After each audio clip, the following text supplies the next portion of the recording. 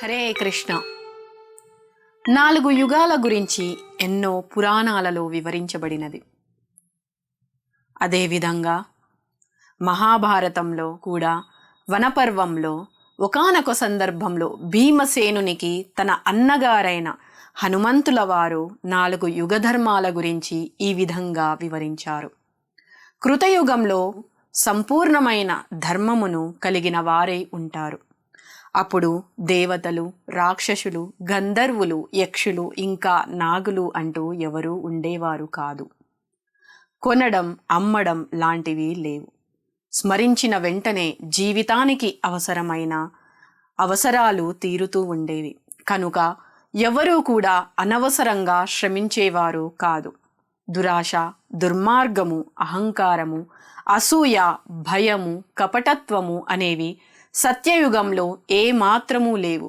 కనుక వివాదాలకు అసలు తావు ఉండేది కాదు. అందరూ శ్వేతవర్ణంలో ఉన్నటువంటి నారాయణుని ఆరాధించేవారు. తర్వాత త్రేతాయుగం.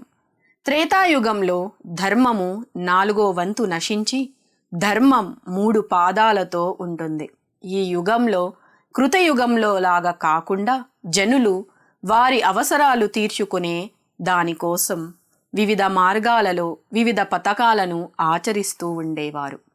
అంటే అసత్యం లేకుండా నిష్ఠతో యజ్ఞాలు, తపస్సు, దానము మొదలైన పుణ్యకార్యాలు చేయడం ఇష్టపడేవారు. ఈ యుగంలో భగవంతుడైన విష్ణువు ఎరుపు వర్ణంలో ప్రజల్ని కాపాడే స్వభావం కలిగి పూజనీయుడుగా ఉండేవారు. తర్వాతి యుగం ద్వాపరయుగం.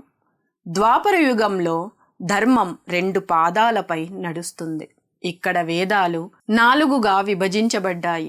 ప్రజలు వేదాల్లోనూ శాస్త్రాల్లోనూ చెప్పినట్లు నడుచుకుంటూ ధర్మ కోరికలతో ఉంటారు. కోరికలతో కూడిన యజ్ఞాలు చేస్తారు. ఈ యుగంలో భక్తి సగం క్షీణించి ఉంటుంది. కనుక కోరికలు, వ్యాధులు మరియు ప్రకృతి వైపరీత్యాలు పెరుగుతాయి. సత్యం మాట్లాడడం తప్పుతారు. ఇంద్రియ నిగ్రహాన్ని కోల్పోయిన వారు అవుతారు. ద్వాపర యుగంలో కృష్ణుడు భగవంతుని అవతారంతో అవతరిస్తారు. ఈ అవతారం ఎంతో విశిష్టమైనది. ఎందుకంటే అన్ని ఇతర అవతారాలకు మూలమైనట్టి తన స్వయం రూపంలో భగవంతుడు అవతరిస్తారు. తర్వాతి యుగం కలియుగం. కలియుగం అంటే ద్వాపర యుగానికి కలియుగం రాబోయే యుగం. ఇది మనం ఉన్న యుగం. కలియుగంలో ధర్మం తప్పుతుంది. ధర్మం ఒక పాదంతో నడుస్తుంది. భగవంతుడు పసుపు పచ్చని వస్త్రాలు ధరించి లోకాలను రక్షిస్తూ ఉంటారు. జనులు కోరికలు కలవారై ఉంటారు. దుర్గుణులై అరిషడ్వర్గాలను పెంచి పోషిస్తారు. తమను తాము తెలుసుకోలేని అజ్ఞానులై అధర్మ మార్గంలో జీవిస్తూ ఉంటారు.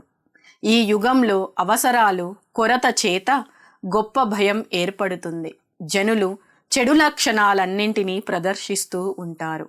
ఈ విధంగా యుగధర్మం గురించి వాయుపుత్రుల మధ్య సంభాషణ జరుగుతుంది. హరే కృష్ణ.